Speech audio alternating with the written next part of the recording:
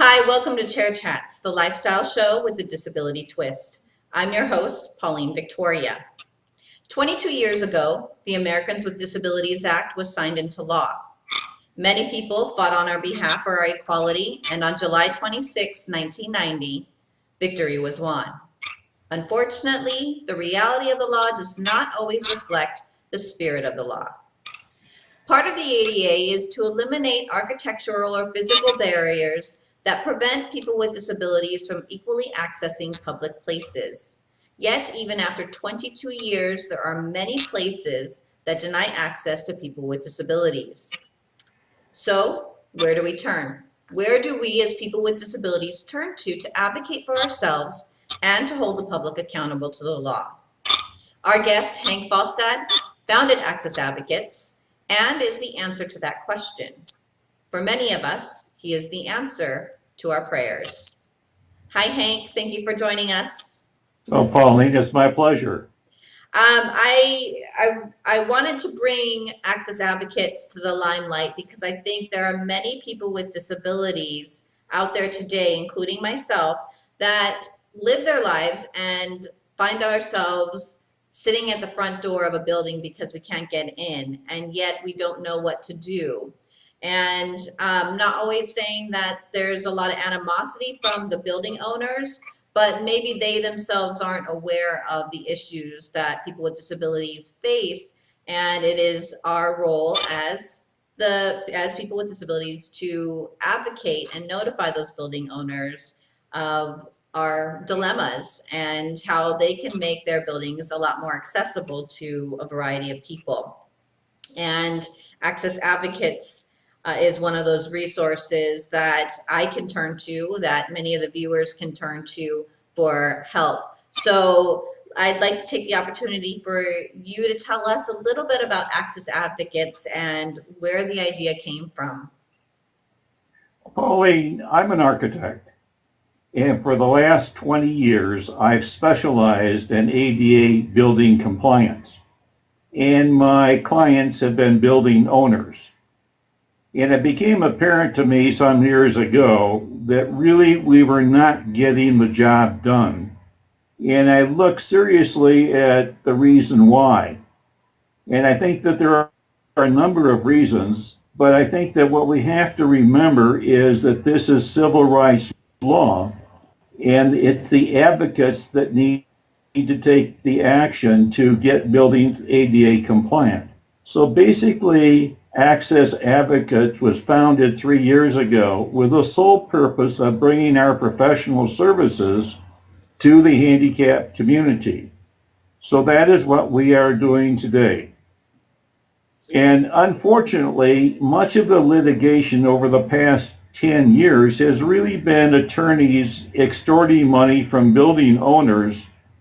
And this has left a bad taste for many building owners, and this is something that we don't want any part of. So I designed a program to go directly to the advocate and team our services with the advocate. And our services include the complaint, obviously, and then from the complaint there is a requirement for an audit of the building that will identify all the areas that are not compliant. This is an area of our expertise. And from there, we take the audit back to the building owner and his architect or engineer, and we discuss solutions. After 20 years, Pauline, we have seen almost everything there is to see at least once. Once in a while, we get a surprise. Mm-hmm. But we have a multitude of solutions, and most of them are very economical and not too difficult to accomplish. So once we have communicated that information to the building owner's architect, then we will do what we call a plan check of those architectural drawings. And this is to be sure that before we go into construction, that the architect fully understood what the goals were and what he needed to do to get it compliant.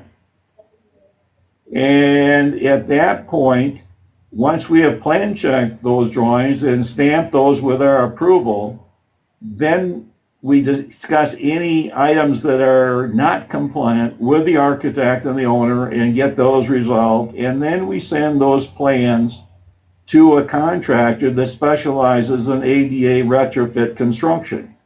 There is no obligation on the owner's part to use that contractor, but the important thing is that we get those items all costed.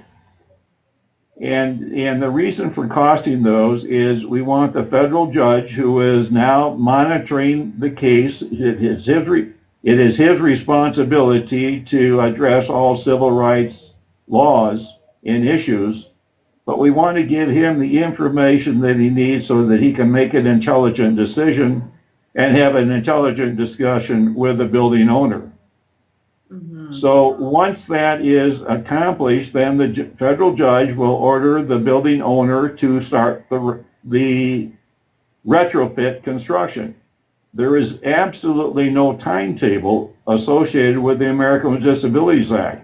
So that is up to the federal judge and the building owner to decide what the time frame is going to be. Once the retrofit construction is done, then we will audit that construction and be sure that it was done properly. And this is a big challenge because too frequently what we see is building owners with good intentions hiring contractors to fix the non-compliance, and we come out there to audit that, and we find that the contractor did not do it correctly. And what happens in the construction business, I've been in the construction business myself, but what happens in the construction business is the contractors frequently do it the same way they did in the last job. And that not necessarily is the correct way to do that. But anyway, once the building, we audit the building, then we will certify and sign our name to it as stating that the building is ADA compliant. So now at that point, we're very happy because we've got another building ADA compliant. The handicapped individual is very happy because they have a building that's also ADA compliant, not only for themselves, but for all other handicapped people. So today, Pauline, I agree with what you said in your opening remark. In my opinion, about 90% of the buildings in the United States are not compliant. So after working in this industry for 20 years, I gave a long, hard thought as to what can I do for the handicapped community and what can I do for building owners to basically address this very large issue, and that is getting buildings ADA compliant the right way. And what I love about your program is that it gives each one of us as individuals hope that as individuals, we can make a difference and a long-lasting difference. And I appreciate that so much because I think, our history for the disability community has felt oppressed and victimized, and now this definitely puts the power back into our hands, and there's still a lot of work to be done. So with that said, are there any parting words that you would like to say to the audience before we sign off today? Pauline, all I can do is say that you're doing a great job, and any way I can help you, that's what we want to do. Thank you, Hank. I appreciate that. And it's not just me you're helping.